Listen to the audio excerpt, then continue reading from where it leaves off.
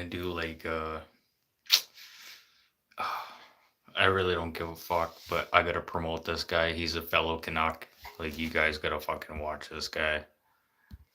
So Are you ready to here learn we the go. secret to cheap Canadian cannabis? Oh, cheap At Canadian Bloom Supply, cannabis. we're more than just an online You guys want dispensary. to watch this ad? We're your trusted source for the biggest and cheapest selection of premium cannabis grown right here in Canada. Whether you're a seasoned connoisseur or a curious beginner, we've got something just for you. Our prices have sent shockwaves across Canada, starting at only $69 for an... Albert Einstein, best known for his groundbreaking theory of relativity. Ted Kaczynski, an American mathematics prodigy who conducted a 17-year bombing campaign in an attempt to usher in a revolution against the industrial system. Well, if you guessed Ted Kaczynski, you're absolutely right. Theodore Kaczynski was born in Chicago, Illinois on May 22nd, 1942. Ted Kaczynski is an academic prodigy. While his peers struggled to add, subtract, multiply, and divide decimals, Ted was busy tearing his hair out over the simplicity of the curriculum. And, like every genius, he went through a Goodwill Hunting phase in high school. Remember this iconic scene? Of course that's you. Hang on a second. You're a first-year grad student. You just got finished reading some Marxian historian. Well, if Ted had it his way, a nail bomb would have just exploded halfway through that debate, There won't because wood blowing everyone to bits and pieces. He fucking hated Harvard. And I mean, why wouldn't he? I mean, here's this genius who graduates high school by age 15, and the only way he can get close to Harvard is by working as a janitor mopping up after smug intellectuals. Wait. No, sorry. That was Matt You Damon. gotta love his wife And it was beater and MIT, robe. not Harvard. Anyway. He's got multiple different robes. Kaczynski was This the guy's guy who fucking participated in that multi-year CIA-sponsored personality study at Harvard.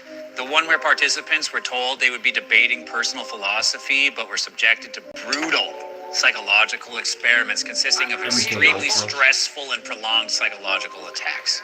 You know, the kind of study where you're taken into a dark room, strapped to a chair, and belittled for hours on end while connected to Let's stick electrodes with that my monitor LSD. your physiological reactions while faceless strangers monitor you from behind a two-way mirror as your soul escapes your body. The experience proved to be a formative one for Ted Kaczynski. But whether this incident was directly responsible for transforming him into the Industrial Revolution's worst nightmare, it's hard to say. Not even Matt Damon knows. Matt Damon. All we know for certain is that in 1971, he moved into a remote cabin in the woods just outside Lincoln, Montana, and vowed to get revenge on society. How do you like that, man? Beginning in Funny as I knew 1978, a guy like this. small rudimentary mail bombs began No popping shit. up I all thought over the he place. was. First on university campuses, That's time for then another story. targeted addresses associated with the airline This industry. is all about Thankfully, breakfast cereal right Kaczynski didn't know what the fuck he was doing at this point, so now. Fellow nobody Canuck. was seriously injured. Not yet. Police didn't know the bombs were related. Remember, this is America we're talking about. Blown off finger here and there, it's nothing to write home about. It wasn't until a bomb detonated on an airliner that police noticed some striking similarities. And after a fourth bomb exploded in the hands of the United Airlines CEO Percy Woods, the FBI knew the mayhem would continue.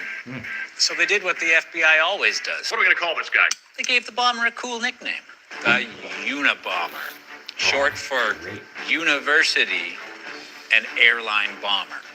Desperate for leads, the FBI turned to its behavioral scientists to create a criminal profile I of their wanted suspect. Josh to fucking call this us as a community the family, but he refused Aside to from because being of, completely wrong, what's his name?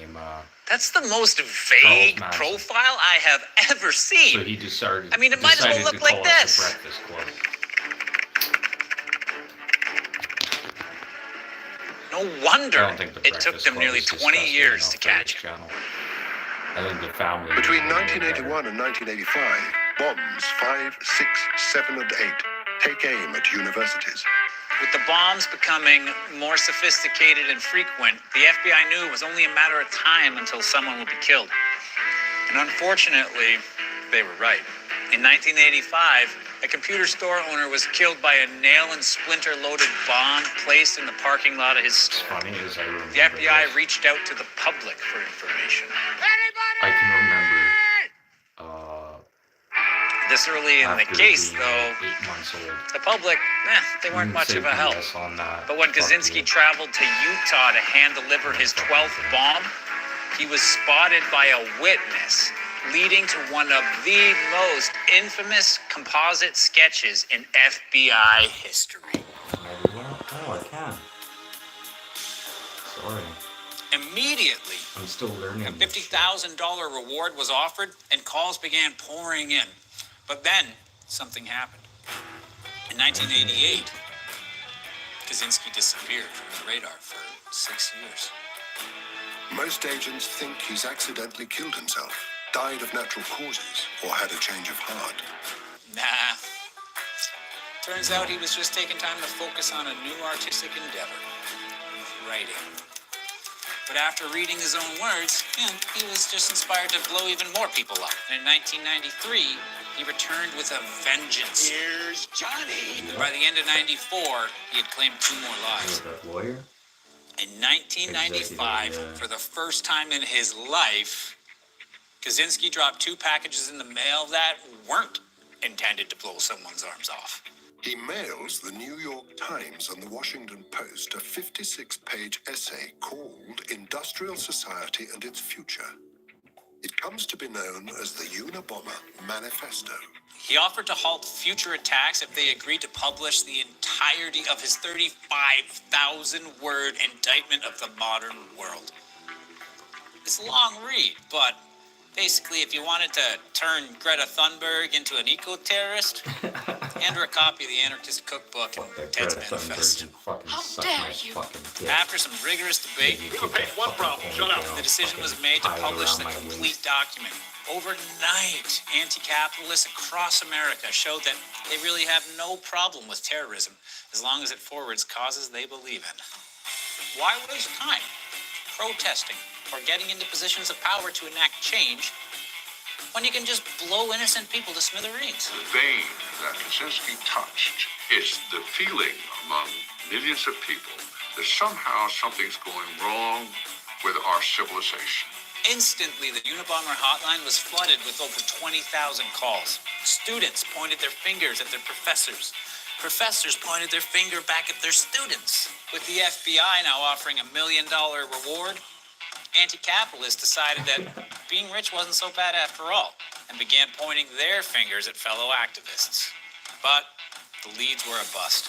That is until Linda Patrick got her hands on a copy of the manifesto and That's nearly her, shit his her son, pants. or sister. Make your Canadian small business stand out with a .ca domain. It's easy with GoDaddy's domain. In case you're wondering, she's married to Ted's brother. She began to say that she'd been reading some articles about the Unabomber, and she just got this awful intuition that perhaps the Unabomber was my brother. Ted's brother is like, honey, I love you, but you're fucking delusional if you think Ted is the Unabomber. I mean, sure, he wrote that essay years ago that reads like it inspired the Unabomber manifesto. But that was after he participated in that Harvard study that made the Stanford prison experiment look like a day at the beach. He's pissed off, sure. But he's no killer. But Linda persisted. Over a few weeks, the couple pored over the manifesto, comparing it to letters that Ted had sent home.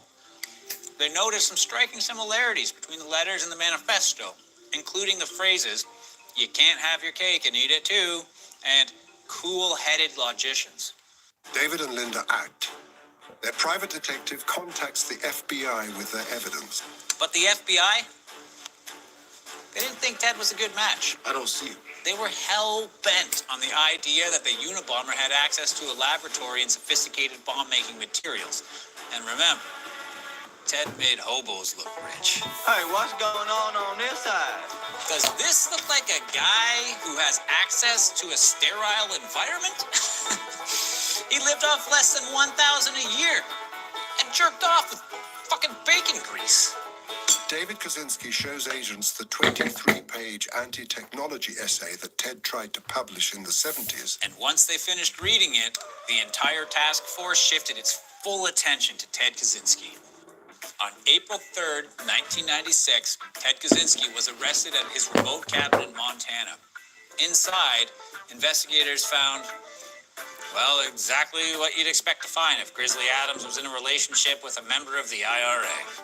Flannel shirts, fishing rods, rifles, survival gear, hit lists, bomb-making components, handwritten notes about the Unabomber crimes, the original typed manuscript of the Unabomber Manifesto, and a live nail bomb with no return address.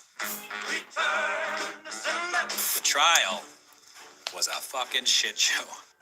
Desperate to spare him from the death penalty, Ted's defense team pressured him to plead insanity. But Ted was dedicated to his cause. He saw the trial as his last chance to make his beliefs public. If society saw him as nothing more than a deranged lunatic, then no one would be inspired by his life's work. 16 nail bombs was a good start, sure, but change doesn't happen overnight. After a series of tests and interviews, a government-appointed psychologist diagnosed Ted as a paranoid schizophrenic in remission. In other words, he was found technically mentally ill, but competent to stand trial. Radical till the end, Kaczynski saw another way to protect his image as a totally normal, upstanding citizen. He accepts the prosecution's offer of life in prison. There will be no trial. Radical! Ted Kaczynski was sentenced to life without parole in the most hardcore prison in America, ADX Florence in Colorado. He lived out his remaining years on Bombers Row alongside other paranoid schizophrenics in remission, like Timothy McVeigh, Terry Nichols, Ramsey Youssef, and Eric Rudolph. At 79 and in the late stages of cancer, he died from suicide on June 10th, 2023. So, what do you think? Does bacon grease make a good lubricant? Should the Swedish authorities pay more attention to Greta Thunberg's trips to the library? Let us know in the comments below. And, of course, don't forget to murder that subscribe button and click that notification bell, because I've got new killer content dropping all the time. And if you just can't get enough, you can head over and follow us on Instagram and TikTok for even more killer content. So that is breakfast cereal. You want to talk about Canadian content? This is Canadian content. Okay. Here, let's try something else. Wow.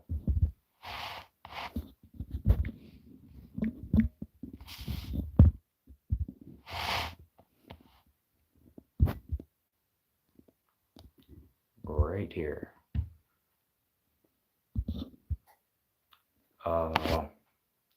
From a neighboring province. This is Quick Dick. He's been around for quite a while. He does some phenomenal fucking Canadian shit, but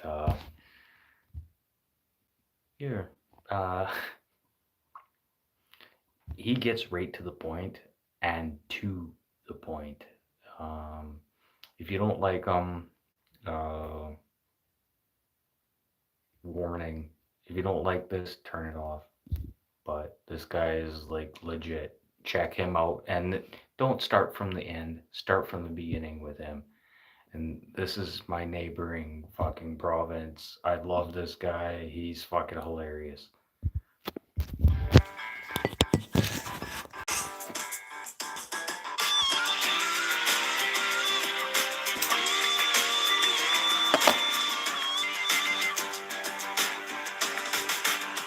Yeah, no shit, bro. This guy does a lot, like, for the community and shit, too. Quick Dick coming to you from Saskatchewan here today with the Quick Dick Toonie, where you get $2 worth of my opinions for just 2 cents. Don't buy very much anymore. Today, we're talking about the Parents' Bill of Rights. Now, this whole thing's kind of a mess, really, from front to back, and to be honest, I think it's more where we're at as a society as the result of it being a mess versus anything else. But hey, it's happening in my province, and I've been known to give my opinion from time to time, so here we go, let's have it. Now, you know the rules of a toonie. It's a toonie. $2 worth of my opinion. You might like it. You might not. You might agree. You might not. I might cuss. I might swear. Actually, I do cuss. I do swear. So if that offends you, This is your chance to just get out now. Otherwise, let's roll. So in my opinion, the two most important jobs involving a child are the parents of said child and the teachers that the child has, because these people are the ones that are responsible for forming this young child's life. They spend the most time with them. Teachers and parents are both responsible for caring for, teaching, inspiring, empowering, and, like it or not, disciplining children, which I believe there's not enough of nowadays. But I guess what seems to have kicked the hornet's nest here is that within this bill, it states that before a student can be identified as a different name, pronouns, or gender as what they were registered as in school, they must obtain parental consent. To which I say, good. Oh boy, I can feel the comment section heating up already. Now, hold on a minute. Before you go call me a biphobe, homophobe, transphobe, or a fetophobe, or, oh, hey, blue ball. Actually, that last one's true. I'm scared to death of snakes. How many things do you as a parent have to sign off for in school? Literally everything. For your kid to go on a field trip, to do contact sports, to go to the bowling alley, you gotta sign off on report cards to state that you've seen them. You know why? Liability.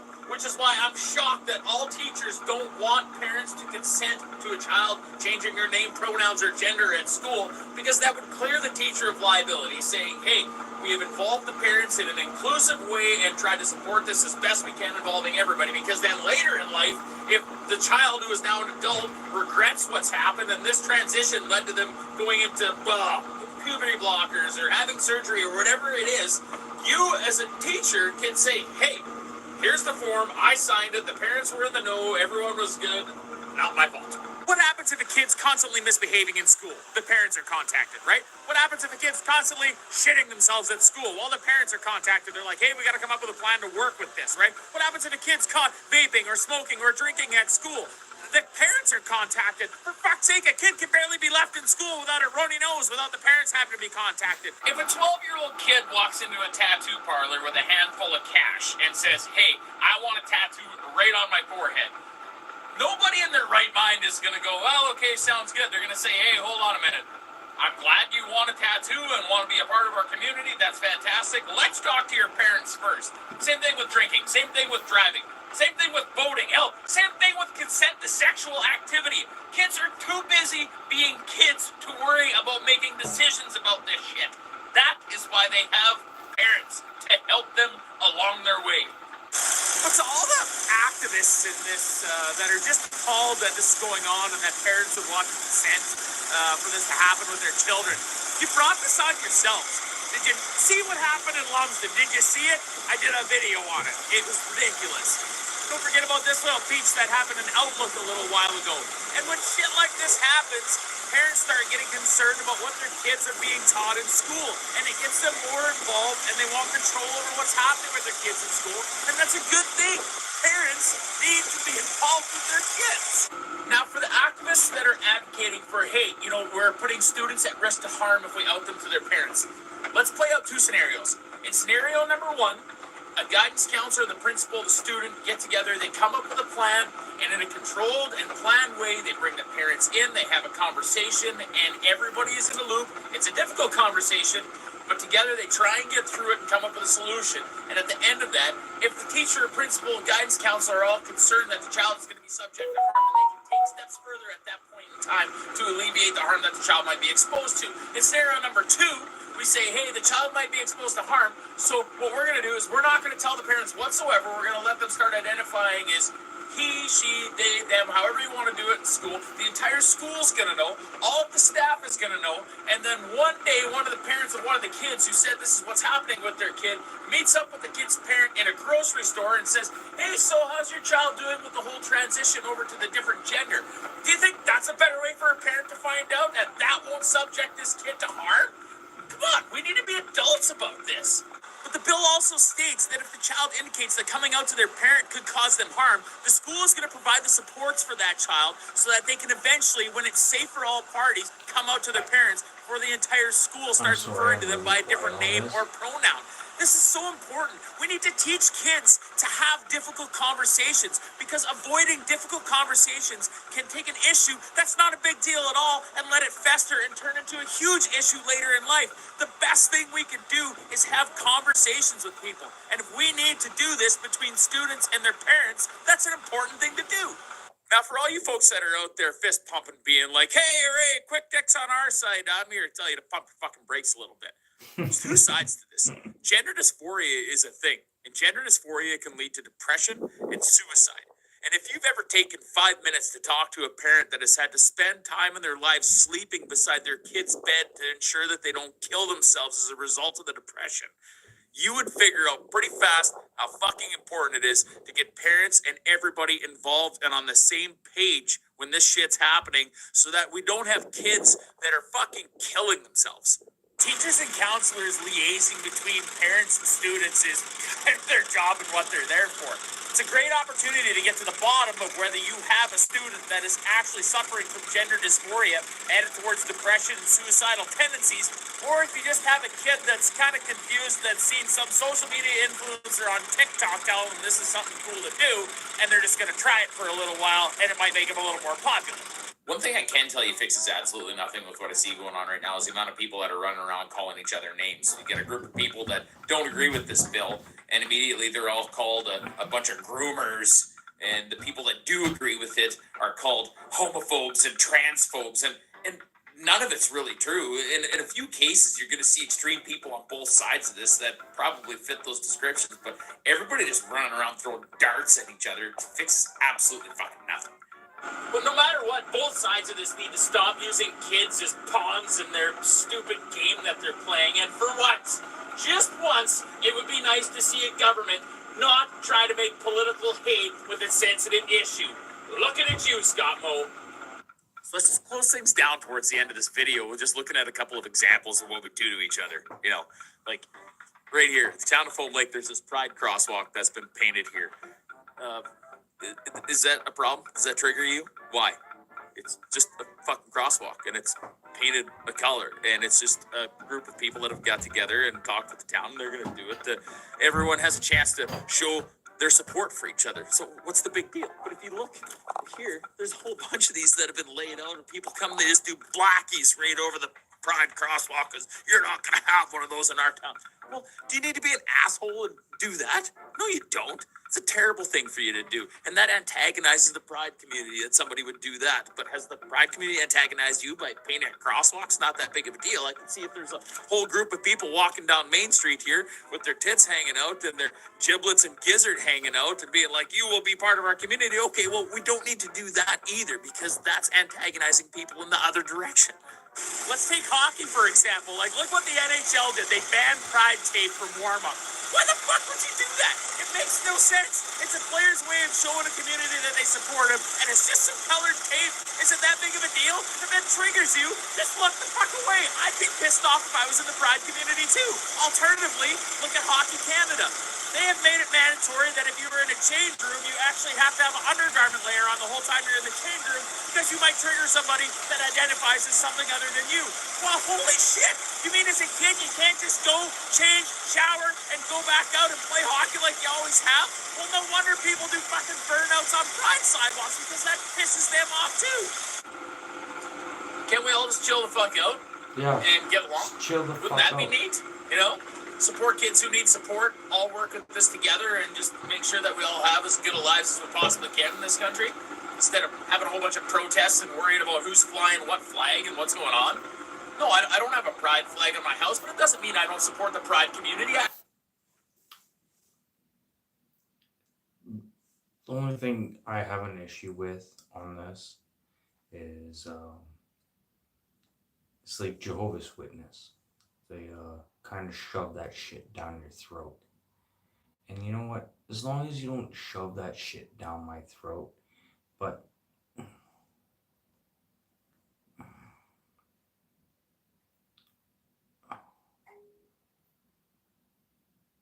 do we have like a parade for like straight people? Like, I don't want to sound ignorant or anything, but it kind of pisses me off. Like, there's a day for every day. How about the White Man Day? And I'm not like a fucking Ku Klux Klan or anything. Like, and I'm not proud to be white because I'm a minority now. And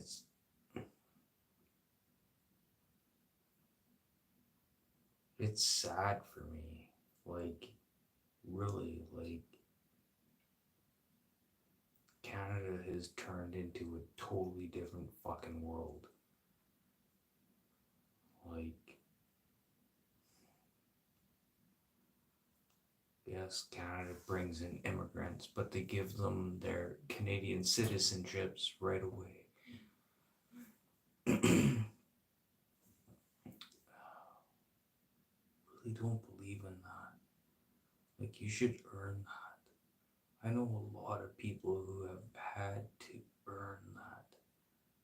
And then to just give people their citizenships right away is just.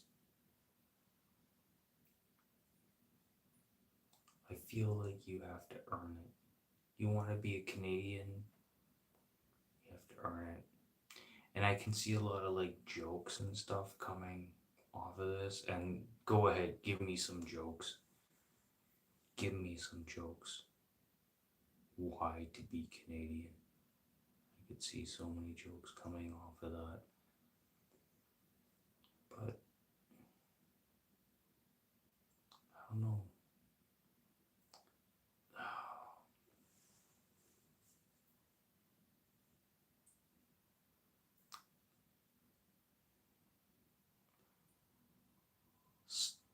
People, stop being so soft. Stop being so soft. You know what? Like, comedy is comedy. Stop being so soft. You know what? I'm gonna leave it at Quick Dick here.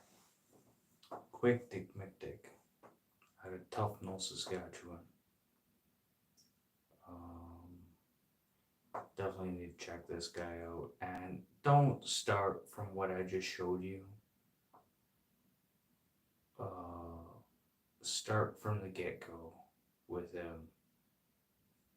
This guy's legit. He's pretty solid.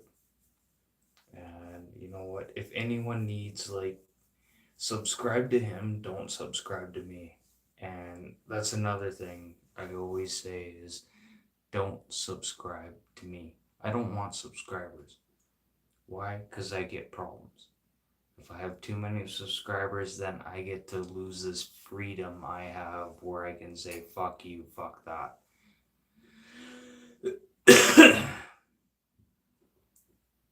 So I don't want any subscribers. So subscribe to these people, my fellow Canucks. These are good people. And they have a half a brain. So breakfast cereal and Quick Dick McDick. Tough no.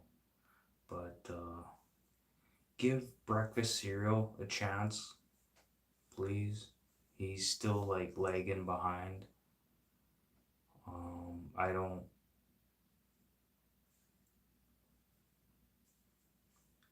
want subscribers to my channel.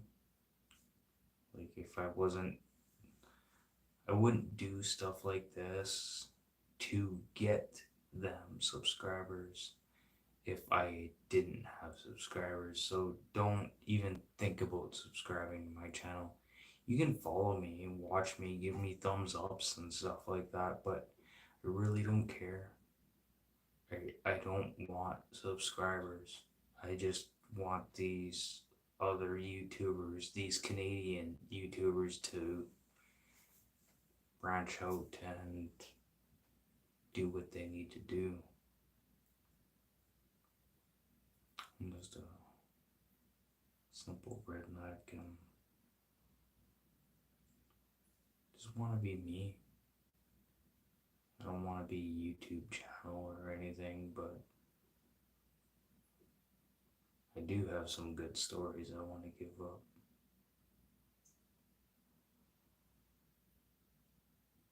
But positive note.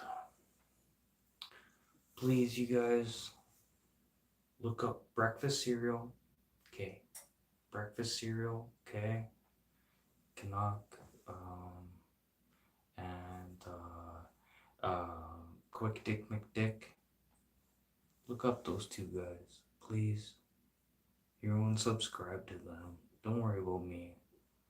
If anything, unsubscribe to me. Just follow and give me some thumbs up. That's all I ask for. But I'm out of here. Anyone watching, blah blah blah. Thank you very much, and I don't know. Don't worry about me. Worry about everyone else.